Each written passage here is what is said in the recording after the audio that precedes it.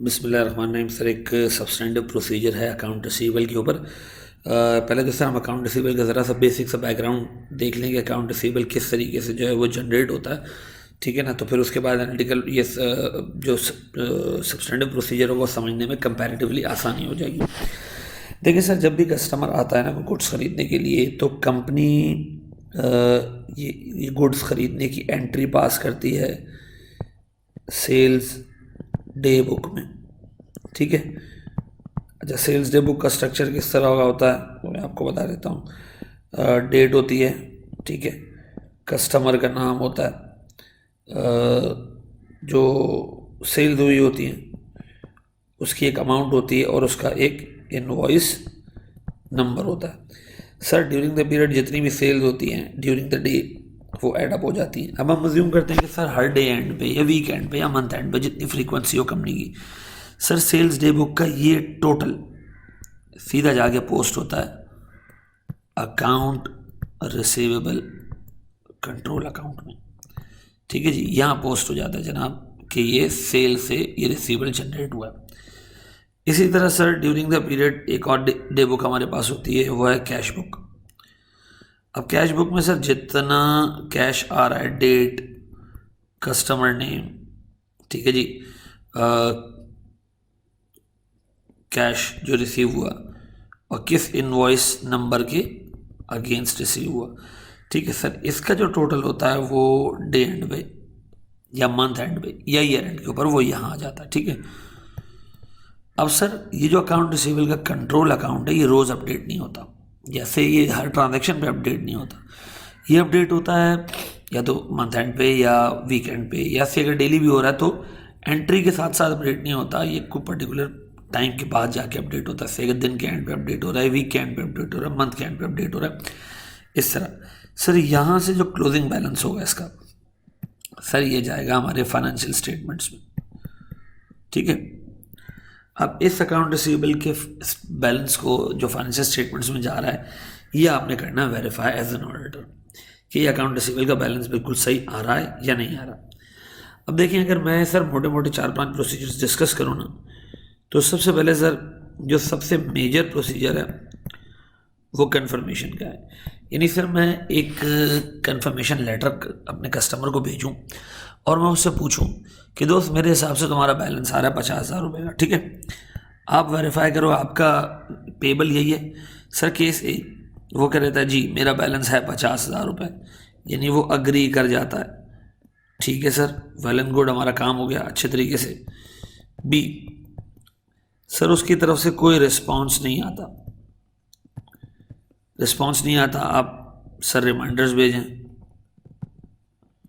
आप second reminders भेजें, आप कॉल्स करें उसको, जो मीडियम आपके पास अवेलेबल है आप उससे रिस्पॉन्स लें। नहीं मिलता रिस्पॉन्स सर, नहीं मिलता रिस्पॉन्स, मिल जाता है तो बहुत अच्छी बात है, नहीं मिलता आप ऑल्टरनेटिव प्रोसीजर्स पे जाएं। ऑल्टरनेटिव प्रोसीजर्स क्या हैं वो भी हम डिस्कस कर लेते हैं, ठीक है। ऑल्टरनेटिव प्रोसीजर्स पे जाएं।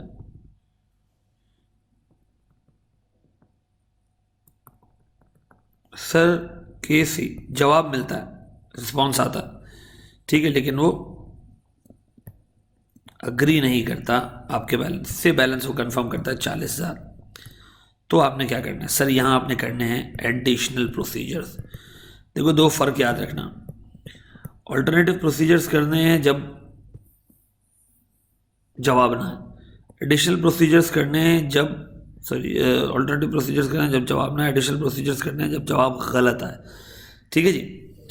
अच्छा सर, मेजर ऑल्टरनेटिव प्रोसीजर तुम डिस्कस करने हैं वो क्या हो सकते हैं सर? मेजर ऑल्टरनेटिव प्रोसीजर्स ये हो सकते हैं कि नंबर 1, मैं एक एक करके डिस्कस करता हूँ, एनालिटिकल प्रोसीजर्स। सर आप डेटर्स टर्नओवर रेशो निकाल लें और लास्ट ईयर को कंपेयर कर लें करंट ईयर से। सर इससे क्या मिलेगा आपको? आपको ये पता चलेगा कि यार देखो डेटर्स टर्नओवर रेशो है क्या। सर मिसाल के तौर पर मेरे डेटर्स हैं 2.5 लाख रुपए के, ठीक है जी, और से मिसाल के तौर पर मेरी सेल जैसे 12,50,000 रुपये की और डेटर्स हैं 2.5 लाख रुपए की। तो इसका मतलब ये है कि सर मेरा जो डेटर्स टर्नओवर रेशो टाइम्स में वो को 5 है, ठीक है। इसका मतलब ये है कि sir during the year 5 cycles में पैसे रिसीव हुए हैं, ठीक है। और अगर मैं इसको डेज में निकालूं तो 2.5 लाख डिवाइडेड बाय 1250 इंटू 360, ठीक है। से अज्यूम करते हैं ये दिन आते हैं कोई 40 के करीब, मैं मिसाल दे रहा हूँ, मुझे एग्जैक्ट फिगर पता नहीं है। सर इसको आप लास्ट ईयर से कंपेयर करें और देखें कि रिसीवेबल्स में इजाफा हुआ है, हमारे पैसे ज़्यादा ब्लॉक हुए हैं या रिसीवेबल्स में कमी हुई है, ठीक है जी। और आप फिर इसको कंपेयर कर लें अपनी पॉलिसीज़ के साथ। मिसाल के तौर पर कंपनी ने पॉलिसी ये बनाई होगी कि भाई हम पहले क्रेडिट पीरियड 60 दिन का देते थे, अब 30 दिन का देंगे, तो इससे डेटर टर्नओवर डेज में रिड्यूस होना चाहिए, टाइम से बढ़ जाना चाहिए, ठीक है। अगर पॉलिसी उल्टी हुई है यानी आपने ज़्यादा क्रेडिट पीरियड दिया है तो सर टाइम्स में रेशियो कम हो जाना चाहिए, डेज में इंक्रीज हो जाना चाहिए। आप यानी जस्टिफाई कर लें, वेरीफाई कर लें कि जो पॉलिसी है हमारे अकाउंट रिसीवेबल का बैलेंस और चीज़ें भी उसी हिसाब से मूव कर रही हैं, ठीक है जी। एनालिटिकल प्रोसीजर्स में एक काम तो आपने ये कर लिया। एनालिटिकल प्रोसीजर्स में दूसरा काम क्या हो सकता है कि मैं जो लिस्ट ऑफ डेटर्स अपने क्लाइंट से मैंने ली है या मैं जो लूँगा, लिस्ट का मतलब है इंडिविजुअल डेटर्स, ठीक है। ये जो इंडिविजुअल डेटर्स की लिस्ट है सर, इसको मैं कंपेयर करूँ किससे, करंट ईयर के बैलेंस को उस बंदे के कंपेयर करूँ लास्ट ईयर के बैलेंस से और देखूँगा कितना चेंज है, और उस चेंज को मैं क्या करूँ, जस्टिफाई करूँ। जैसे मिसाल के तौर पर एक कस्टमर को मैंने लास्ट ईयर गुड्स बेची थी 10,000 की, इस दफ़ा मैंने उसको गुड्स बेची 1 लाख की। क्या रीज़न हो सकता है सर, मे बी उस कस्टमर को हमने सप्लाई ड्यूरिंग द पीरियड इसलिए बढ़ा दी हो कि वो एक अच्छा कस्टमर हो, मे बी उस बंदे की ज़रूरत बढ़ गई हो, मे बी उस बंदे का स्केल बढ़ गया हो, मे बी उस बंदे ने लास्ट ईयर पूरे साल हमारे साथ बिजनेस नहीं किया हो, इस साल हमारे साथ पूरे साल बिजनेस किया है, कम हो रहा हो तो मे बी लास्ट ईयर उसने ज़्यादा बिजनेस किया, साल कम बिजनेस किया, जस्टिफाई कर लो कि, और ये जस्टिफाइबल रीज़न मौजूद हो कि एक बंदे का बैलेंस क्यों रिड्यूस हुआ है, ठीक है जी। अच्छा, कुछ लोग गायब हो गए होंगे, इसके बारे में इंक्वायर करें कि यार ये बंदा तो लास्ट ईयर रिसीवेबल था, इस साल का उसने पूरे पैसे दे दिए चला गया, अब हमारे साथ बिजनेस क्यों नहीं कर रहा, ये सारी चीज़ें हमने वेरीफाई करनी है, ठीक है जी। सर दूसरी चीज़, जितना अकाउंट रिसीवेबल का बैलेंस मौजूद है ईयर एंड के ऊपर, ठीक है, चूँकि सर ऑर्डर ने स्टे करना होता है कोई 3 महीने के करीब, कोई 4 महीने के करीब, ठीक है, तो वो ये देख ले कि इन 3-4 महीनों में जितना रिसीवेबल है वो सब्सिक्वेंटली क्लियर हुआ या नहीं हुआ। सर अगर क्लियर नहीं हुआ तो ये डाउट्स क्रिएट करेगा कि यार ईयर एंड के ऊपर कोई बोगस सेल्स तो नहीं बुक हुई थी, ठीक है ना, ऐसी सेल जिसका रिसीवेबल किसी ने सेटल ही नहीं करना, तो सर सब्सिक्वेंट क्लियरेंस अच्छे खासे रिसीवेबल्स की हो जानी चाहिए 3 से 4 महीनों में, नहीं हुई है तो एक मसला है। सर फिर आपने ये इंश्योर करना है कि last invoice of the year, sir जो कट ऑफ प्रोसीजर था आपने सेल्स पे परफॉर्म किए थे, यानी आपने लास्ट इनवॉइस का नंबर नोट कर लिया था, ठीक है, आप ये इंश्योर कर लें कि उस इनवॉइस से आगे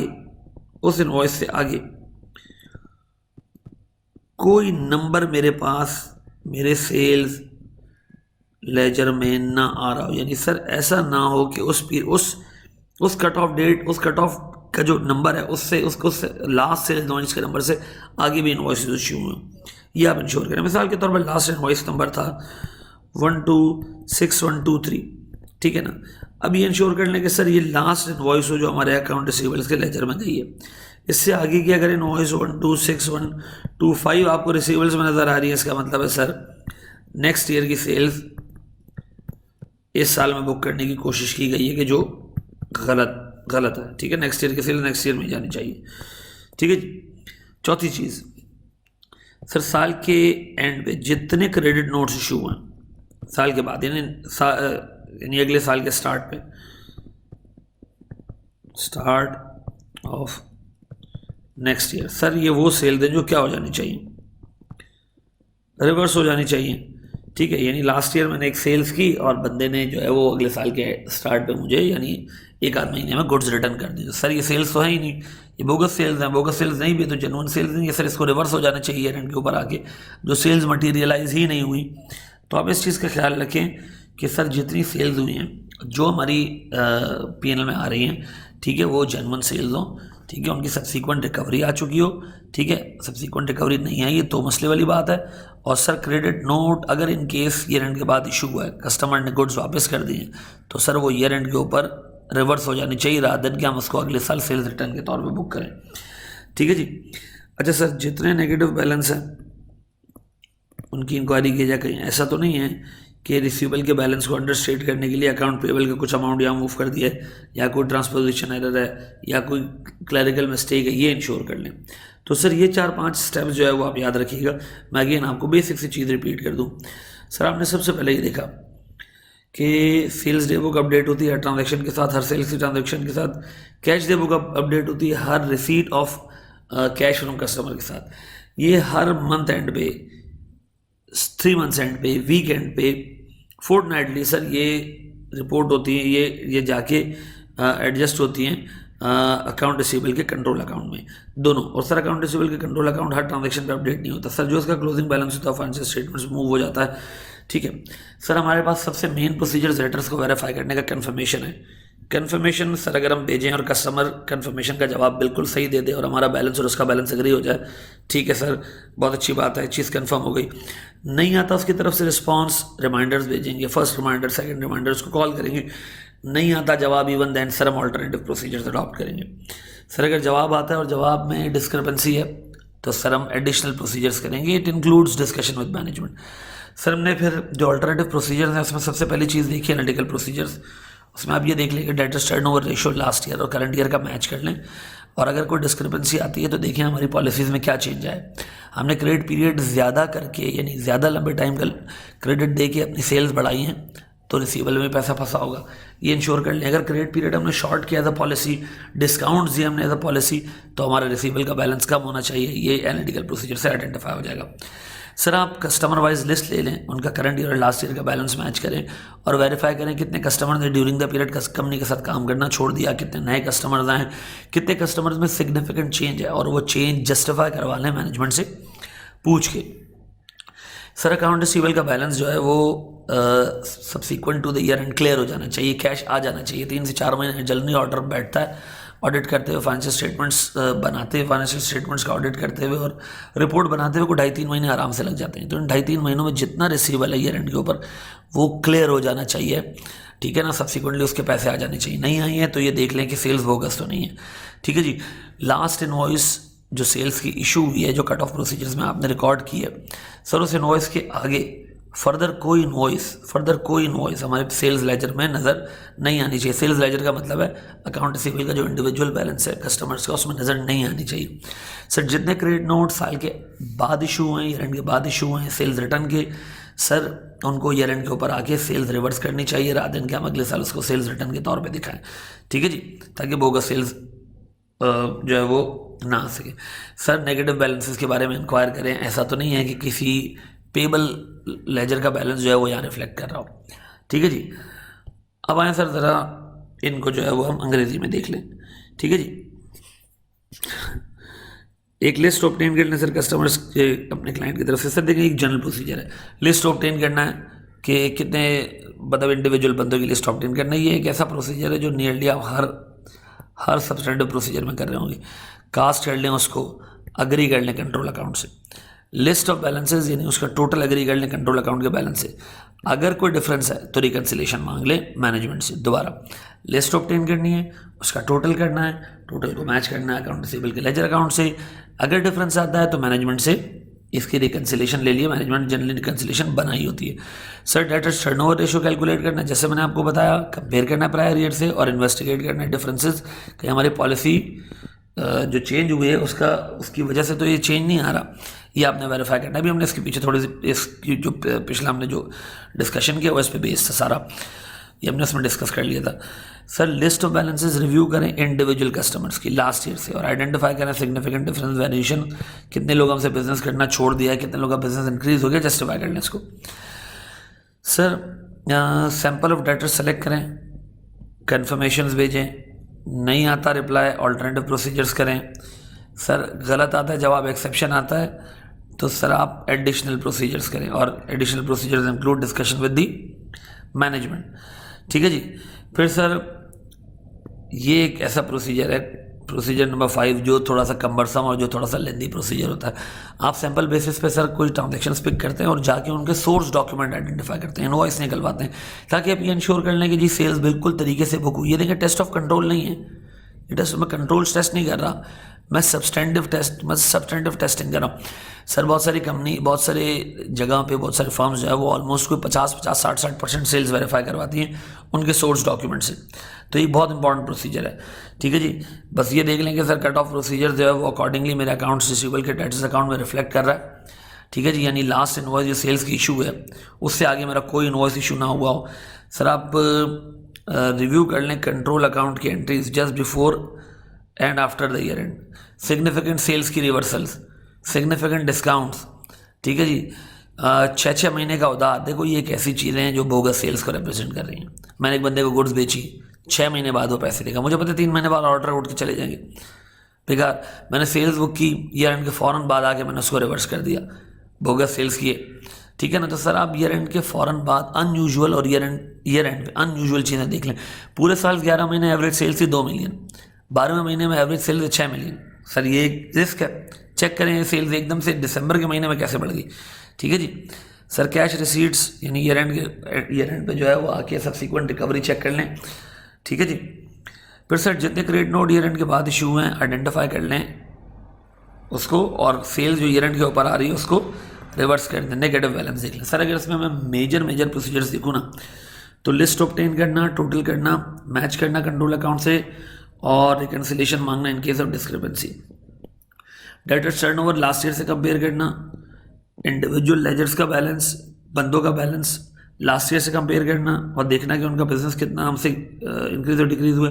कन्फर्मेशन भिजवाना, पॉजिटिव जवाब है वेरी वेल डन, नेगेटिव जवाब है सर जवाब ना है, रिस्पॉन्स ना है, रिमाइंडर्स कॉल्स, और अगर सर इस पर भी जवाब ना है ऑल्टरनेटिव प्रोसीजर्स, और सर अगर जवाब गलत है तो एडिशनल प्रोसीजर्स, ठीक है जी। मैनेजमेंट की इनसे इंक्वायरी है कि उनमें से सर मतलब अच्छी खासी सेल्स ट्रांजैक्शंस को उनके respective source documents, invoices, GDN, GRN सबसे वेरीफाई करना, कट ऑफ प्रोसीजर्स को परफॉर्म होते हुए कट ऑफ प्रोसीजर्स की एप्लीकेशन देखना, जो लास्ट इनवॉइस है उससे आगे कोई चीज़ नहीं आ रही हो।